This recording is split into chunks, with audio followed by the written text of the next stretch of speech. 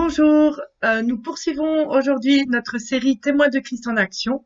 Et aujourd'hui, la vidéo que je vous propose, c'est comment amener une personne à Jésus-Christ. Donc, comme nous l'avons déjà vu dans les vidéos précédentes, une personne qui est mûre pour la nouvelle naissance, pour accéder au royaume de Dieu, c'est quelqu'un qui a une révélation de Jésus-Christ, du royaume de Dieu, et qui est d'accord avec les droits et les devoirs de ce royaume. Comme je l'ai déjà dit dans la vidéo précédente, il est compliqué d'entrer dans un royaume sans accepter les droits et les devoirs qui vont avec. Mais je ne reviens pas là-dessus. Donc ce que nous nous apprêtons à faire, c'est d'amener une personne à changer de royaume. Cette personne va passer du royaume des ténèbres au royaume de Dieu avec pour roi Jésus-Christ. Une petite astuce pour amener la personne à Christ dans tout le processus que nous allons avoir en 4 étapes. Je nous encourage à utiliser notre Bible, la parole de Dieu, pour faire ce chemin.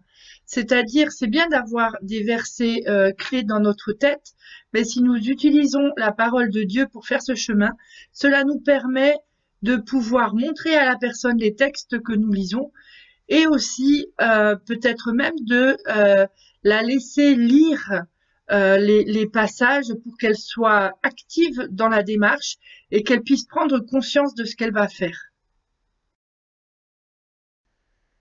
Tous ont péché. C'est la première étape dans ce que dit Romains 3, 23.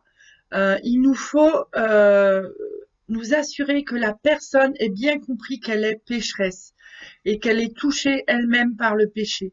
Et nous pouvons lire avec elle ou lui faire lire Romains 3, 10 à 12. L'Écriture le dit, il n'y a pas de juste, pas même un seul, pas d'homme capable de comprendre, pas un qui cherche Dieu.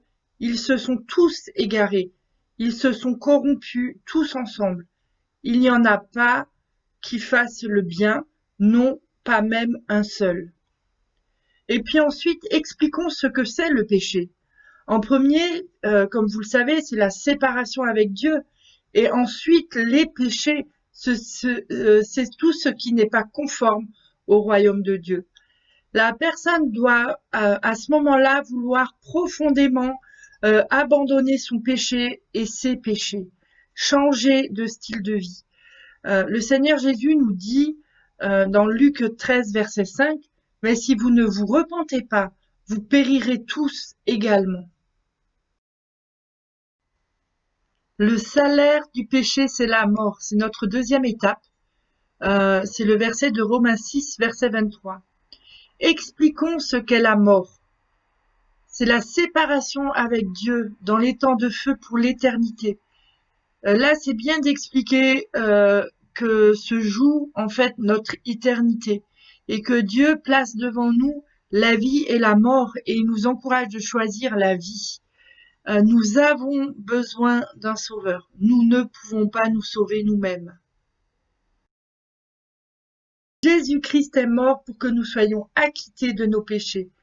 Jean 3, 16 dit, et on le connaît bien ce verset, « Dieu a tant aimé le monde qu'il a donné son Fils, son unique, pour que tous ceux qui placent leur confiance en lui échappent à la perdition et qu'ils aient la vie éternelle. » Là, il est bon d'expliquer qui est le monde. Donc le monde qui représente l'humanité, donc toi et moi. Et nous ne pouvons pas nous sauver nous-mêmes et Dieu nous a donné Jésus comme sauveur. Il est bon de le dire, il est bon de le redire et de l'expliquer et d'être vraiment sûr que la personne est consciente de cela. C'est bien aussi de voir si la personne a bien compris que Jésus est le Fils de Dieu et le Fils de l'homme. Et que pour accomplir son plan parfait de réconciliation entre l'humanité et Dieu, il a payé de sa vie. Il a porté la malédiction du péché comme s'il était un criminel alors qu'il était sans péché. Et Jésus, d'ailleurs, est mort sur une croix comme les criminels de l'époque. Parce que il était lui-même sans péché. La mort, l'enfer n'a pas pu le retenir. Et le troisième jour, comme nous le savons tous, il est ressuscité et s'est assis à la droite de Dieu le Père, en symbole de la justice faite aux hommes. Et ça, c'est vraiment important de prendre du temps pour chaque point, pour voir si la personne a bien compris cela.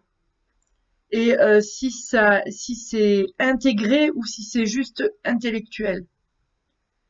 Et puis aussi de mettre face à la personne que ce que Jésus-Christ a fait à la croix, c'est gratuit. Que la personne n'a pas besoin de travailler pour avoir le cadeau.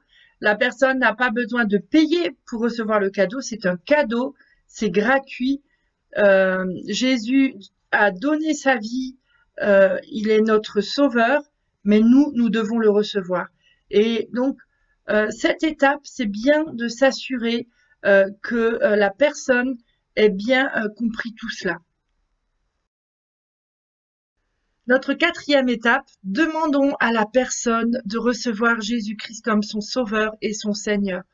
Dans Jean, au chapitre 1, verset 12, il est écrit « Mais à tous ceux qui l'ont reçu, elle, c'est la parole qui est Jésus-Christ, elle a donné le pouvoir de devenir enfant de Dieu. » Et quand on arrive à ce stade-là, nous pouvons alors commencer à poser les questions suivantes à la personne qui est avec nous. Crois-tu que Jésus-Christ est le Fils de Dieu? Crois-tu qu'il est mort sur la croix pour tes péchés et qu'il est ressuscité? Crois-tu qu'il est capable de te sauver? Crois-tu qu'il veut te sauver? Crois-tu qu'il viendrait dans ton cœur et qu'il te sauverait tout de suite si tu le demandes? Si la personne répond oui à toutes ces questions, alors nous pouvons lui demander: voudrais-tu maintenant demander à Jésus-Christ d'entrer dans ton cœur? Et si la personne elle répond oui, alors faisons la prière du salut. Je vous en ai mis un exemple à la fin de la vidéo que vous pouvez utiliser. C'est un exemple, il y en a plein. Laissons-nous inspirer par le Saint-Esprit, et surtout après, prions pour la personne. Demandons au Saint-Esprit de venir attester son entrée dans le royaume de Dieu par cette assurance qu'elle est pleinement sauvée. Et nous pouvons demander au Saint-Esprit de la remplir et qu'elle soit baptisée du Saint-Esprit. Prenons le temps de faire cette démarche avec la personne.